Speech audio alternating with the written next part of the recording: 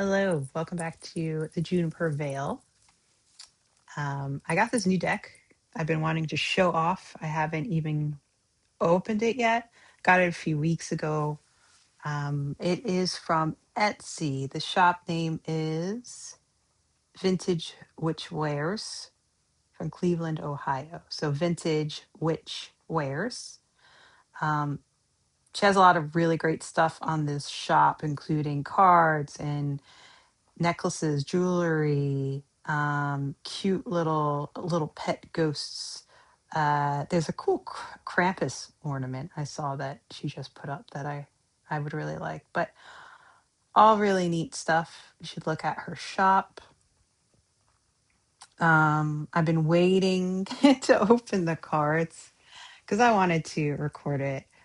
She sent me a great little note so I can tag her in this reading online. I'm not sure if I'm going to do a reading with the cards yet or if I just wanted to show them off. She gave me this nice little card conjure.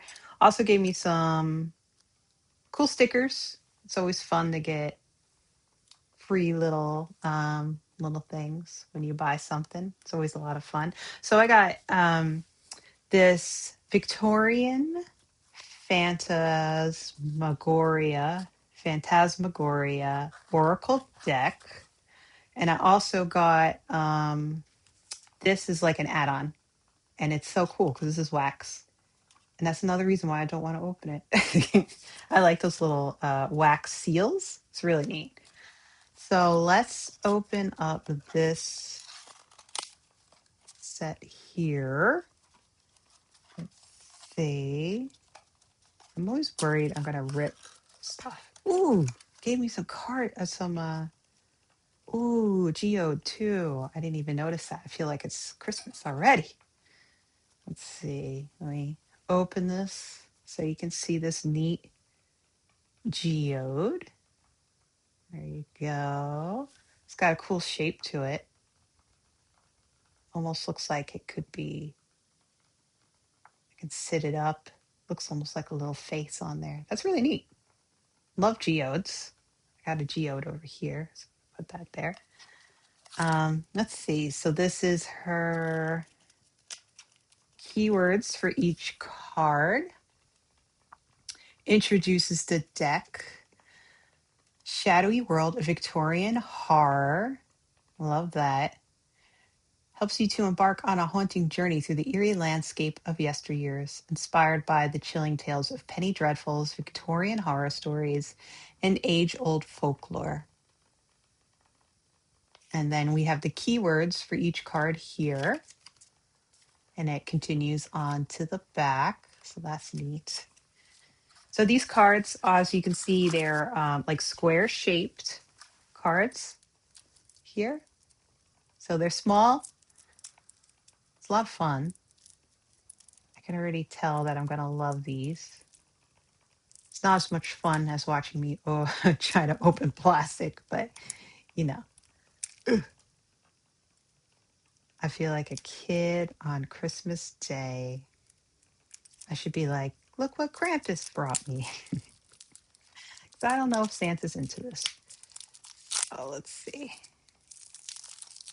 This is the back of the deck. A nice wrought iron gate with kind of like the ivy and the leaves. That's a lot of fun. First card is the Banshee. So they look how nice the quality is. So cool. So cool. Black cat, boogeyman, cemetery, clown. They're even better than I thought they would look. Like I thought they'd look good, but they're even better. Um, they're nice and thin, but they're sturdy. So that's really neat. Maybe I will do some type of reading with this. Now I gotta open the. I don't want to break the seal. I probably can't break the seal. I don't think I'm strong enough. I'm gonna have to go through the papers. Okay. So this is kind of like the add-on deck um, to these cards. And this is going to this is the card meanings. So of course you get more card meanings. So you know what everything is. Same backing, right?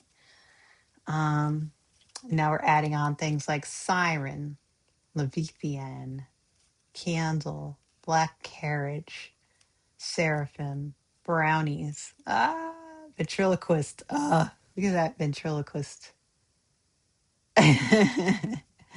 Orbs. Ooh, they got people's faces in those orbs. The abyss, the djinn. This is a lot of fun. Nice deck.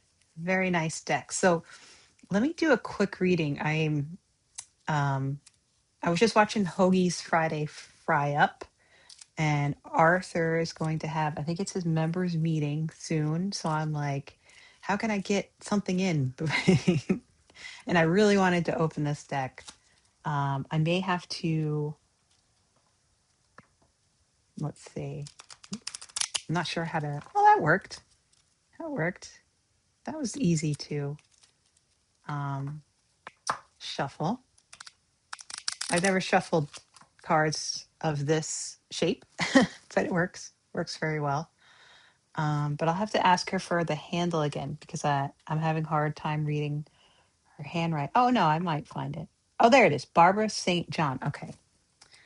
I was having a moment where I couldn't read it, but now I can read it. Barb Saint John, BarbeSaintJohn. So that'll be in the description anyway. So what do I want to read on? I guess I felt like reading on something along the lines of what is, you know what? I forgot to do my sage. I was so excited to open these cards. Let me spray my sage. I just like to get that sage around. I like Florida water on my hands. I really like the smell of Florida water. I think it's nice. So what was it that the first thing that came to mind was, what's in the future for ice? So I was thinking, should I do like a 3 card? I'm just going to ask, what is the future of ice for the next 3 months? And I'm just going to pull 3 cards and see what they give me here. So let me do another shuffle.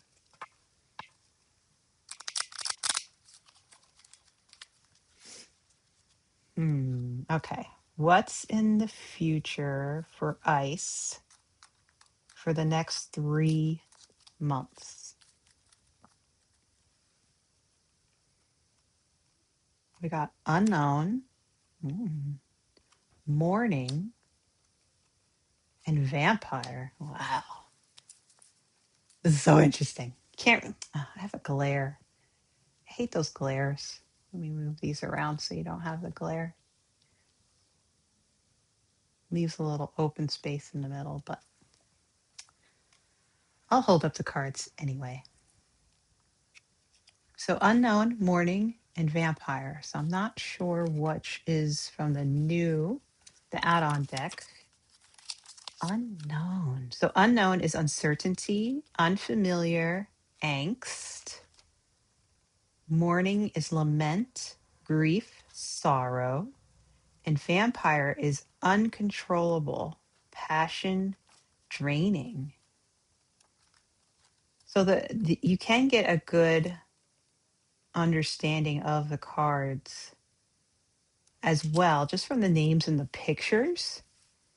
So I feel like when it comes to ice, this is telling us that within the next 3 months, it's not exactly known what what is coming up for ice. I think there's still a lot of things up in the air.